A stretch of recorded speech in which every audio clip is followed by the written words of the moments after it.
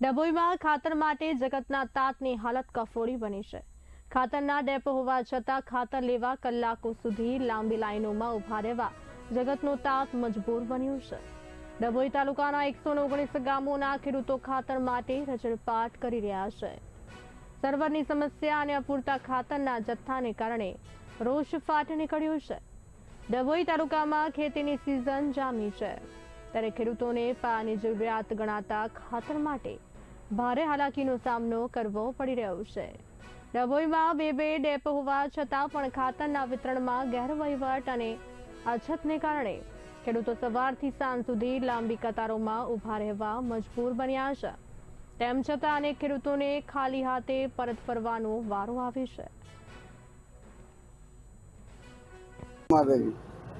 ગામ પુરાથી આવ્યો છું ખાતર લેવા માટે।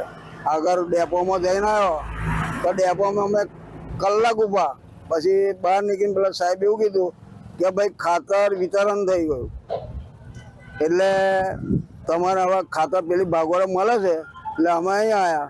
હવે અહીંયા આગળ ઘણી ભીડ છે। અને બીજું ખાસ જણાવવાનું કે અમે આધાર કાર્ડ લઈને આવ્યા છે। આધાર કાર્ડનો કોઈનો અંગૂઠો આવતો નથી ખેડૂત ભાઈઓનો, તો અંગૂઠા માટે એવું કહે છે કે હવે તમને ખાતર નહીં મળે। તો ભાઈ આધાર કાર્ડ છે, પુરાવો પૂરેપૂરો છે, અંગૂઠો ના આવે તો આપી દો ને। તો આવા નવા કાયદા બનાવો છો, અમે ખેડૂતો પરેશાન થઈએ છીએ। સવારના આવ્યા છે, હવે એક ગાડી ભીડ મોટી છે, બરાબર। તો ખેડૂતોનો ભાવ, અને બીજું કે 50 કિલોની ભરતી યુરિયાની હતી તો 45 કિલો કરી દીધું, અને ભાવ પૂરેપૂરો અમારા ખેડૂતોને હાલવાનો। અને અમારા અનાજ કપાસનો કશો ભાવ આવતો નથી, અત્યારે ડોંગેરોનો ભાવ ના આવ્યો। ગામડી કનાડાનો સરપંચ છું મેં, બારિયા તુલસીદાસ રણછોડભાઈ। મારે તો એક જ આ લોકોને કહેવું છે કે તમે લાઈન પડે છે તો બે ગુણ જે આવે એના માટે તમે 2 ગુણની ટોકન નંબર આપી દો। અત્યારે છોકરાઓના માટે ઉતરણ ચાલે, મારી આગળ 45 જણ છે, અમે લાઈનમાં ઉભો પછી મારા ભાગ ખાતર ના એનો કોઈ મતલબ જ નથી।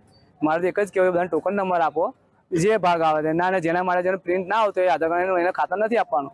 મેં તો એક જ ખેડૂતો છે, બરાબર, એ કે લાઈનમાં ઉભા કે વેચવા માટે તો કે લેવા નથી આવ્યા હોય, બરાબર, એને પ્રિન્ટની આધાર કાર્ડની કોઈ જરૂર જ ના હોય। આ બધું ખોટું ચાલી રહ્યું છે, એટલે મારે તો એક જ કહેવું છે કે ખાતરની ગુણ 2 તો 2 પણ આપી દો ખેડૂતોને। એના માટે ફાળવી નાખો તમે 45, તમે 400 ગુણનું સ્ટોક છે તો તમે 400 ગુણ્યા 45 મારીને એ પ્રમાણે એના લોકોને ટોકન નંબર આપી દો। પછી કહી દો ટોકન આપણને નંબર નહીં આપે એને લોકોને ખાતર નથી આપવાનું। મેં તો કહ્યું મારો 9મો નંબર છે, આગળ 8મો નંબર વાળો હોય, 9મો નંબર મેં ના આધાર સ્થળ પર હોય તો પછી મને પરિવાર નહીં આપવાનું, ભલે મેં ના હોય સ્થળ પર તોય।